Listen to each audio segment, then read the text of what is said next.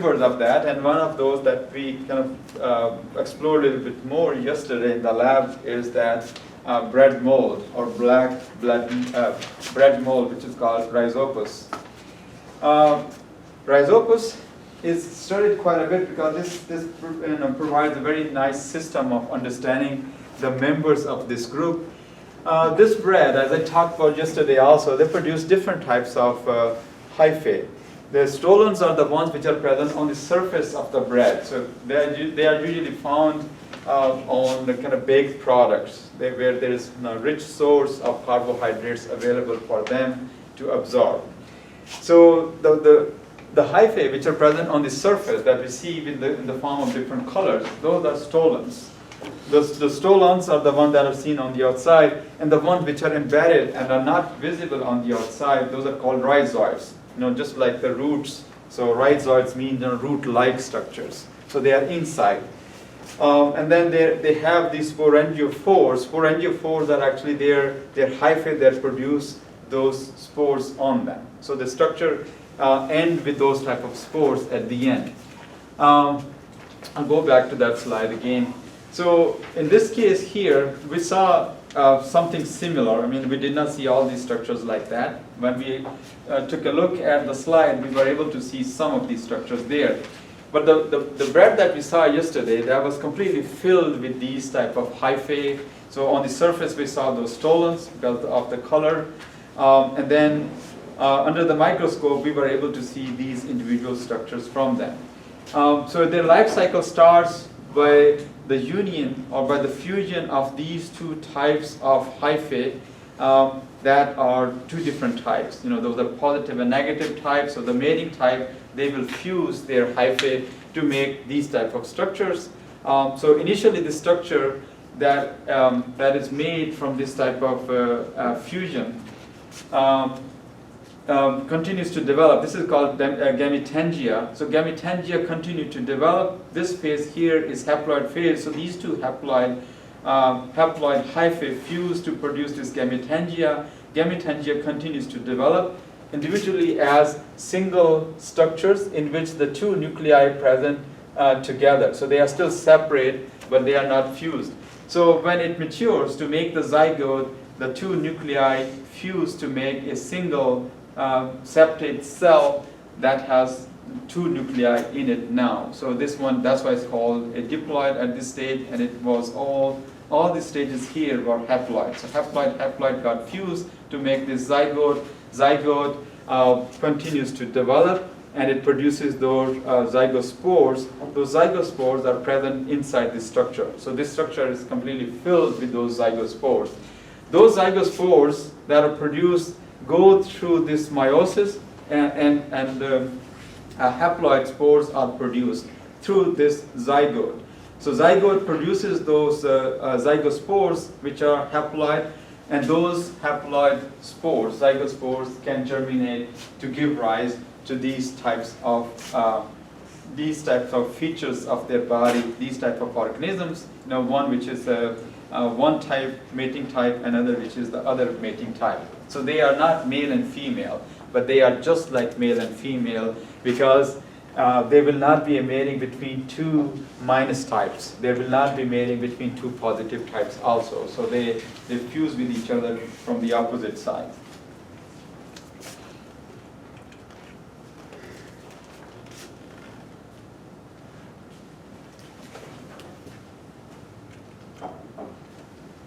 This is not from the current book. I don't think you have this table in your book. This was taken from an older book.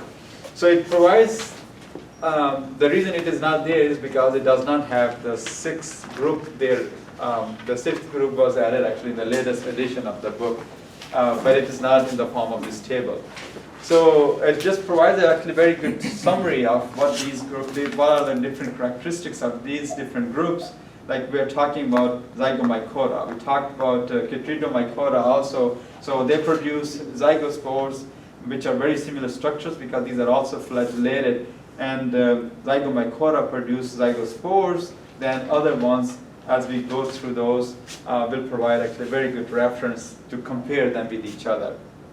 So it also talks about what are their features. They are single spored, they are single celled, and then what type of examples are present from each member. So in this case, those are chytrids, and in this case, the black bread mold is the example from that group.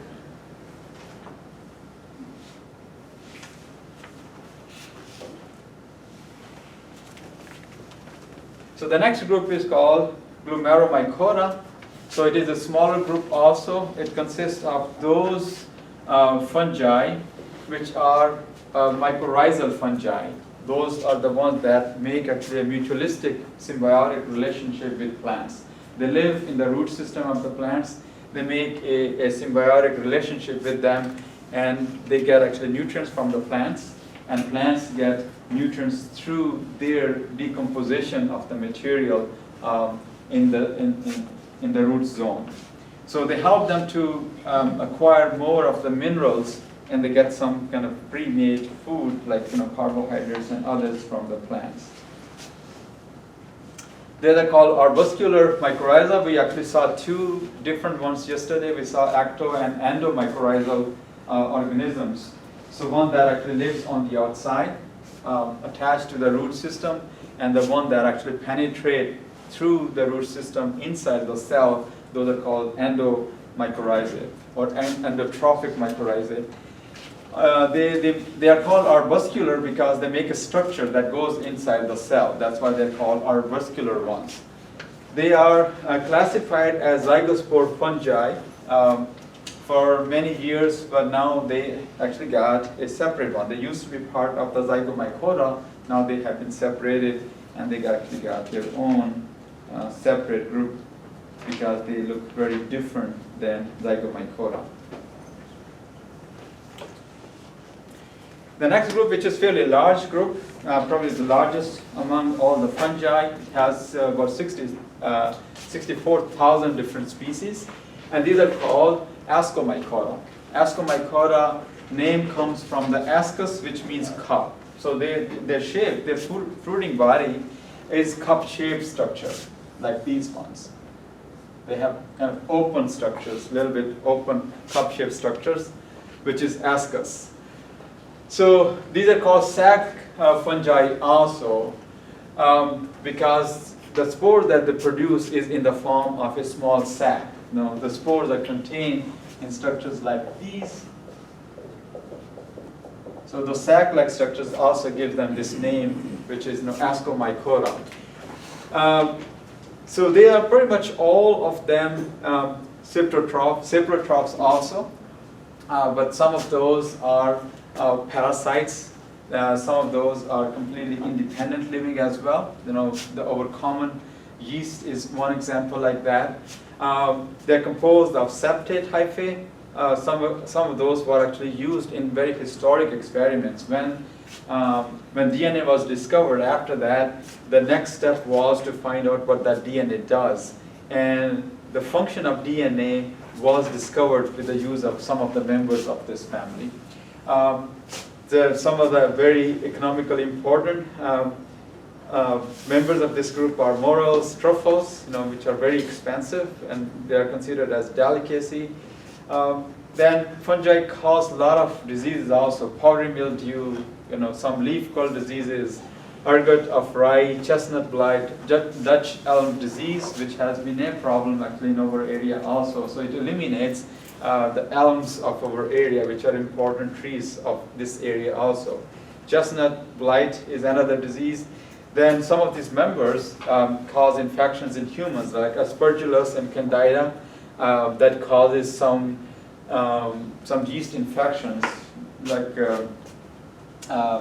some infections in the mouth or in genitalia are caused by this species.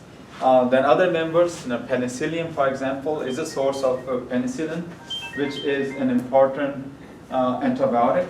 The very first antibiotic that was discovered is produced by a member of this group, which is penicillium.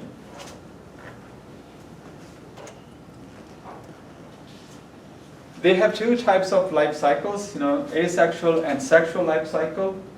So their sexual life cycle asexual life cycle is in the form of their budding, for example, followed in case of yeast. Then other types of members produce those conidia, which are found inside the conidiospores. Conidiospores are generally present at the top towards the ends of the hyphae. So they are very abundant like that.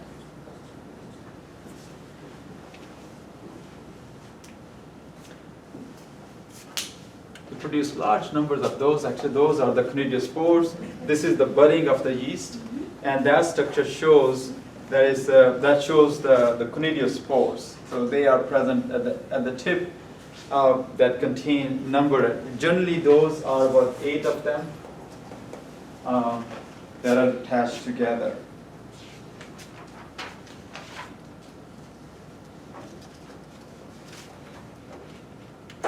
So budding and conidiospore is the way of their asexual reproduction. In case of sexual reproduction, they produce ascocarps. Ascomycota, they produce ascocarps. And ascocarps, their name actually comes from this structure. Ascocarp is in the form of a fruiting body. Like in case of mushroom, what we eat is actually a basidiocarp. In case of these fungi, ascocarp is their fruiting body, and morels or those truffles, what people eat in those cases are these ascocarps that contain spores in them. And then ascocarps could be in many different shapes, and the same in this case also. The two haploid hyphae, they fuse to make a diploid hypha, and then it becomes a zygote, and then zygote develops and produces spores in it through the process of meiosis. Those spores are haploid.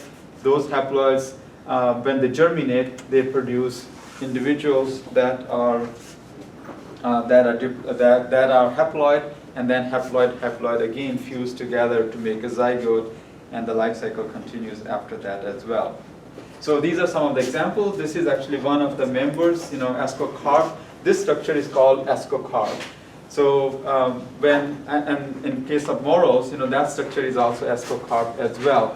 So where those spores are present are at the tip of these here. So they are contained the same way as we saw in case of those conidiospores. So they are present in these tiny sac-like structures. There are about 8 of them in each sac, and they are present in the lining of these morels, which are these grooves-like structures. Now, in the lining of these structures here, they are completely filled with those ascocarps.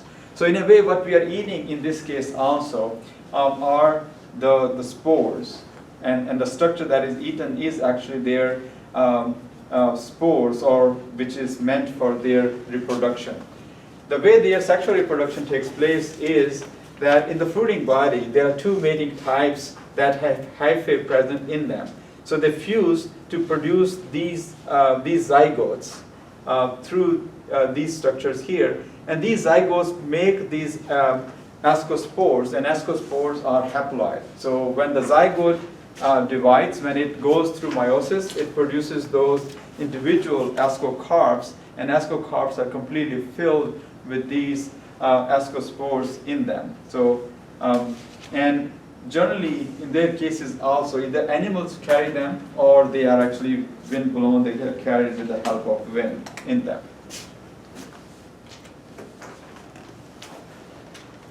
There are many examples of Ascomycota members that make mutualistic type of relationship with plants and animals. A lot of them are actually like, there is example of ants. Some of the ants actually, they cultivate them. They take spores, but they provide them or some leaves. They cut leaves and actually let the fungus grow on them. And once the mycelium grows on those, they harvest them and feed them to their babies. That's how actually they grow. What fungus really gets from that type of relationship is, if they get that place to grow that is provided by the ants. Then there are many parasites that belong to that group. Also, the example given here is a geomyces, which can decimate a population of the bats. It grows on their mouths, and actually wake them up when they're hibernating. It wakes them up during that time when there's no food around. So it kills them that way. They starve to death. The infection itself really does not kill them, but it's the starvation of these bats at that time when they wake up, there's no food available. Then there are many other examples. Some of the examples are for fermentation. Aspergillus is one member that is used for fermentation of soybean. Then citric and gallic acid are obtained from this. Then we already know that this baking yeast is used for making beer and wine and for baking products. Then cheeses are made, some penicillium. Penicillium is one of those that is used for making cheese. Then what else? So there are other examples too that are used as kind of model system for doing some research work on them. There are other members that are called molds. Molds are those fungi that produce mycelium. So the large mass of cell is produced by those fungi. Those are called molds.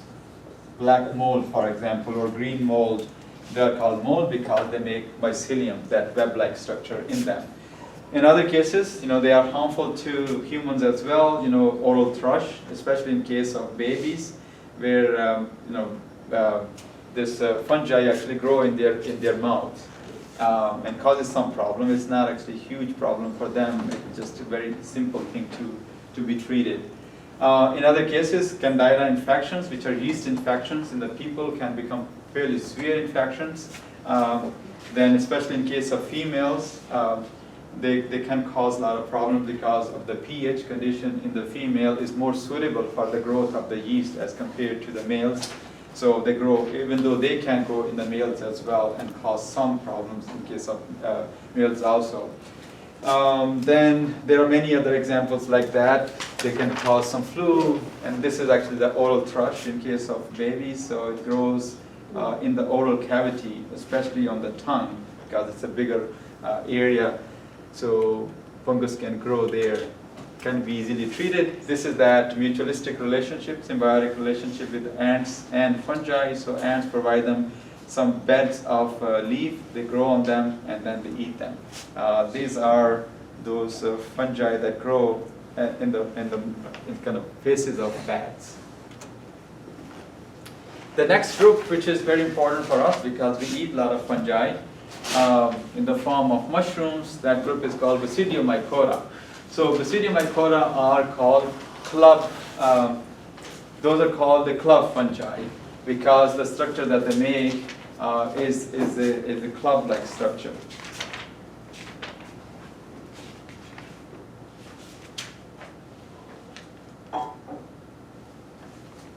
And there are several different members. There are those puffballs and stickhorns and pore fungi, and then many examples from this area also.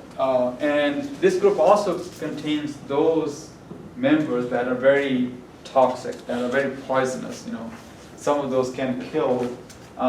They give a lot of symptoms. People who consume those poisonous mushrooms, actually they have a lot of different types of symptoms, and some of the symptoms are very similar to what people who get intoxicated with alcohol, as if somebody is really drunk with this.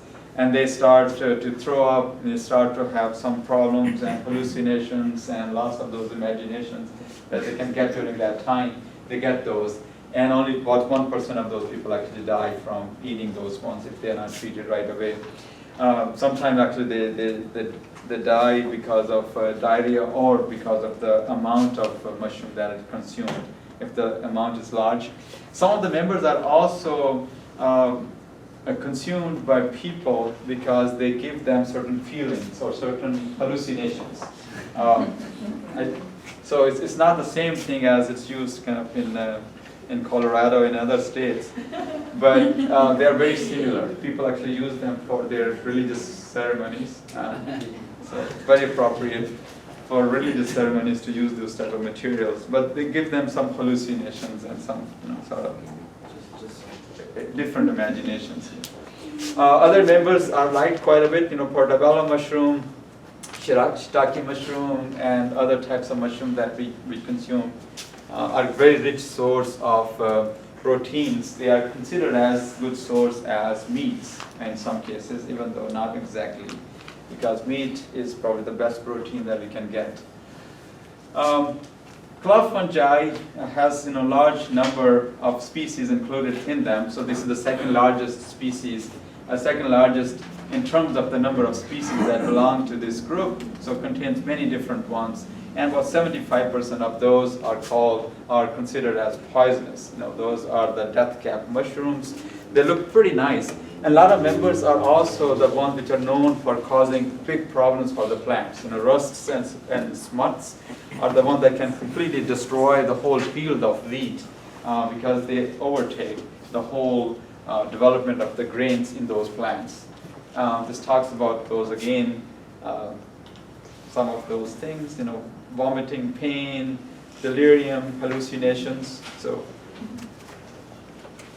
So a typical life cycle of a mushroom starts again with those haploid hyphae. Haploid hyphae germinate from the spores, and after they're produced, they fuse to produce zygotes. Zygotes make this tiny button stage mushroom, so they are very tiny. And after that, it continues to grow and develop into this structure. The mature mushroom develops from that. And within that mushroom, there are gills that we saw yesterday. Under those gills, inside those gills, are these basidiocarps, because the whole structure in this case is the basidiocarp, full of those spores. So those spores, which are present in the gills, are the ones that go through meiosis again. The zygote goes through meiosis. So this becomes diploid here in the gills, and from the diploid stage, it goes through meiosis. Meiosis produces those number of spores that are present in these basidiocarps. These are basidiospores that are produced inside the basidiocarps, and then those spores, after they separate, they germinate, and the cycle continues after that. So in the mushroom itself, we consume this basidiocarp, and then the stalk that anchors it in the ground produces those areas that help it to be anchored. And then through its anchorage, it also produces those enzymes that help it to break down decomposed material, which is present in the ground, and absorb it through its cyprotrophic way of absorbing things. This mushroom is considered probably the most poisonous ones, Phalloides, Amanita phalloides. It is used in research quite a bit, but it is also the most poisonous mushroom. And this is the image of an ergot rust. So this is what happens in case of those grains like wheat and barley and other types of grains. The rust completely overtakes the mechanism and destroys the grain formation in them. So, and it is not present only in one. If it is present in one, all of them are actually completely filled with these spores of this fungi. So creates a big problem for the plants. These are the examples. This is that stick horn. So it produces an odor which is liked by flies, so they are attracted to it. When they come and attach to it, the spores actually attach to their limbs, and they carry them from